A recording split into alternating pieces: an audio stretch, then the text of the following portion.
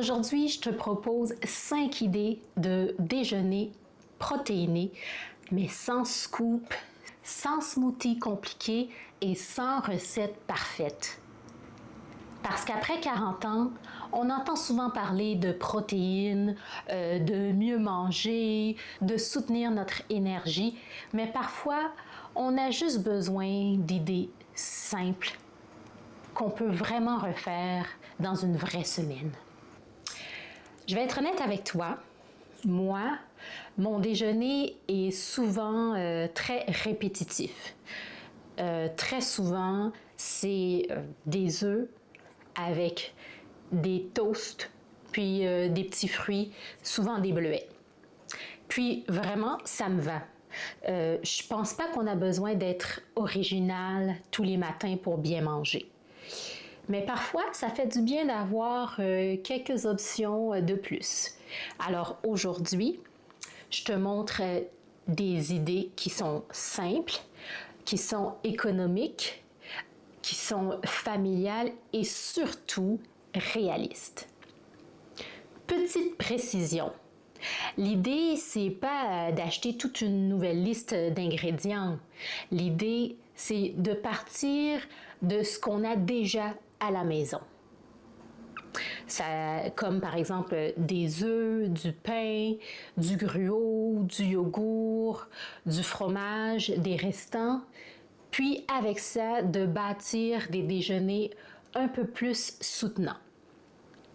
Je vais aussi te donner une idée approximative. Là, je dis vraiment, c'est une idée approximative. On y va à peu près.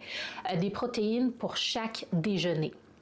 Donc, c'est pas pour tout calculer au gramme près, mais c'est juste pour avoir un repère. Puis les chiffres, ils peuvent varier selon les marques, selon les portions, puis aussi selon les ingrédients. L'idée, c'est simple. Un déjeuner protéiné, ça n'a pas besoin d'être compliqué. Ça n'a pas besoin d'être cher ou parfait. On commence. J'aimerais te rappeler aussi que je ne suis pas une nutritionniste.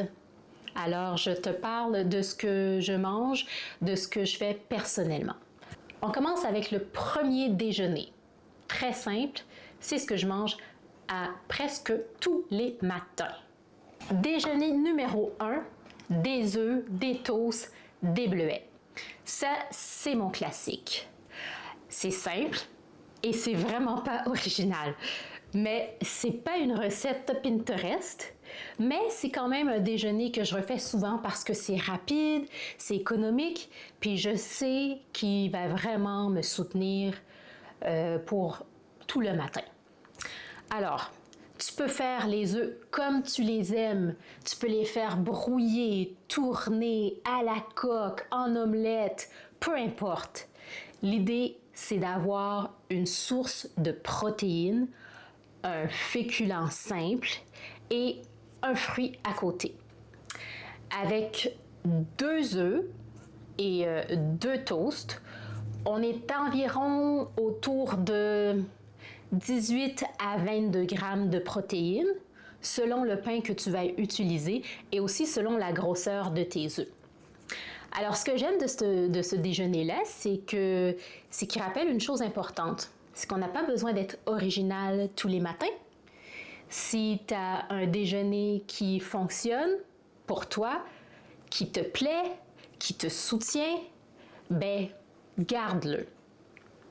On n'a pas besoin de tout réinventer, on n'a pas besoin de réinventer la roue chaque matin. Hein? Déjeuner numéro 2. Du gruau protéiné sans poudre.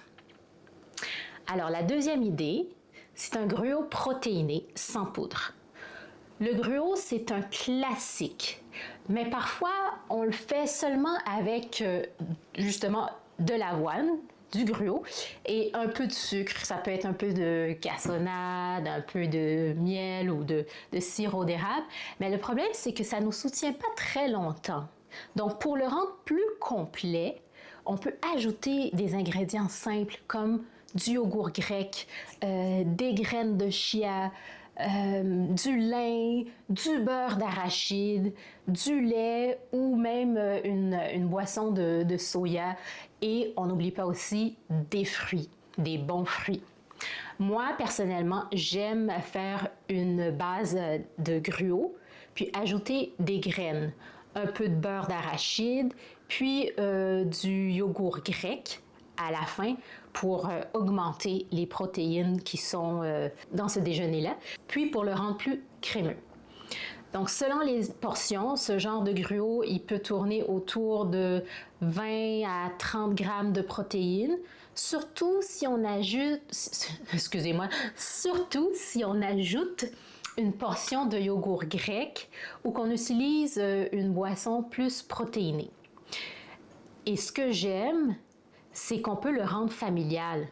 La base, elle reste simple, puis chacun peut ajouter ce qu'il aime. Donc, si vous avez des enfants ou si vous avez un conjoint, peu importe, la personne peut ajouter ce qu'elle aime. Ça peut être des bananes, des bleuets, de la cannelle, du beurre d'arachide, des petits fruits congelés. Écoutez, les options sont sans fin. C'est pas compliqué, c'est plus soutenant qu'un gruau très sucré, en tout cas, qui nous laisse un peu, je vous dirais, affamés 1 heure plus tard. Avant de passer à la 3e idée, si ce genre de vidéo t'aide à trouver des idées simples pour mieux manger, surtout après 40 ans, ben, pense à t'abonner à la chaîne. Ici, on ne cherche pas la perfection, on vise simple, on vise constant. Allez, 3e idée déjeuner. Des bouchées d'œufs style Starbucks. Alors, des bouchées d'œufs maison, un peu dans le style de celles qu'on peut voir là, dans les cafés comme Starbucks, Tim Hortons, etc. Mais version maison. J'aime vraiment cette idée-là parce que c'est pratique. Tu peux en préparer plusieurs à l'avance. Tu les gardes au frigo, puis tu les réchauffes rapidement le matin. La base, elle peut être très simple. Des œufs, un peu de fromage cottage si tu veux augmenter les protéines, ou même du yogourt grec nature, du fromage râpé et des légumes comme des épinards ou des poivrons ou ce que tu as déjà au frigo. Alors, tu peux ajouter comme haute protéine du jambon, de la dinde, ou tu peux le garder végétarien aussi. Personnellement, j'aime bien le bacon, alors j'ajoute du bacon. C'est vraiment une recette qui s'adapte. Selon la grosseur des bouchées et de ce que tu mets dedans, 2 ou 3 bouchées, ça équivaut environ à 25 grammes de protéines. Donc, on va dire 15 à 25 grammes de protéines. Et ce que j'aime, c'est que ça peut vraiment aider les matins pressés. Là. Tu sais, quand tu n'as pas le temps, puis tu te demandes qu'est-ce que je vais manger, bien, tu n'as pas besoin de cuisiner de zéro. Tu réchauffes ta bouchée d'œuf et tu ajoutes un fruit, une toast à côté et tu as déjà quelque chose de très simple. Tu peux même les faire dans des moules à muffins. Moi, c'est ce que je fais. Ça se portionne bien, ça se transporte bien, puis ça peut plaire à plusieurs personnes dans la maison. Petite note. Si je devais goûter quelque chose face cam dans cette vidéo, je goûterais probablement à ce déjeuner-ci parce que c'est le genre de déjeuner où on a envie de savoir est-ce que c'est vraiment bon? Est-ce que la texture est agréable? Ou est-ce que je le referais? Bien, la réponse, c'est oui. Et je te montre ça à la caméra. Déjeuner numéro 4. Muffin anglais aux œufs et au fromage. Donc la 4e idée, un muffin anglais aux œufs fromage. Vraiment, j'aimerais savoir pourquoi on dit un muffin anglais. Je vais faire des recherches là-dessus. Alors ça, c'est la version sandwich déjeuner qu'on pourrait acheter au restaurant ou dans un petit café, mais c'est souvent moins cher quand on le fait à la maison. C'est plus simple et c'est plus facile à adapter. Parce que si vous allez dans un petit café, vous achetez des bouchées d'œufs, là, vous allez voir, c'est cher. Donc, tu prends un muffin anglais, tu ajoutes un œuf, une tranche de fromage et si tu veux, tu peux ajouter un peu de jambon, un peu de dinde pour booster les protéines. Moi, j'ajoute du bacon, c'est sûr. Et avec ça, ben, tu peux servir un petit fruit à côté. Puis là, tu as vraiment un déjeuner assez complet. Alors, sans jambon ou sans dinde, on tourne autour de peut-être 18 à 22 grammes de protéines selon le muffin et selon le fromage. Donc, si tu ajoutes une tranche de jambon ou de dinde, là, tu te rapproches de 25 à 30 grammes de protéines. Ce que j'aime avec cette idée-là, c'est qu'elle est familiale. C'est vraiment pas intimidant, c'est pas compliqué. Puis c'est le genre de déjeuner qui peut plaire vraiment à tout le monde, autant à une femme qui est seule ou à un couple ou à une famille avec des enfants ou même des ados.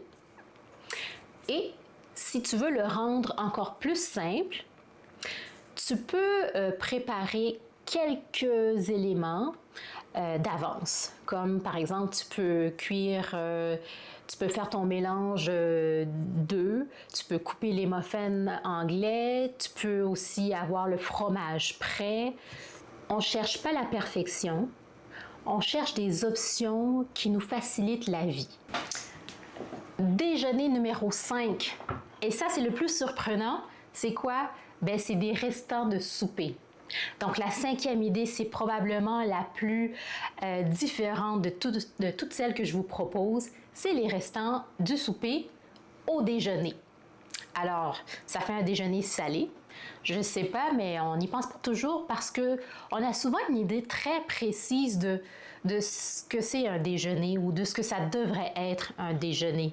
Mais c'est pas écrit nulle part que notre déjeuner est obligé d'avoir l'air d'un déjeuner.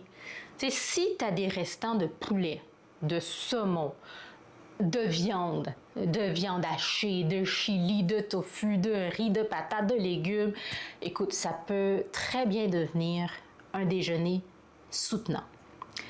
Par exemple, tu peux avoir poulet, patates et légumes ou riz avec un œuf ou un reste de chili ou du saumon avec une toast.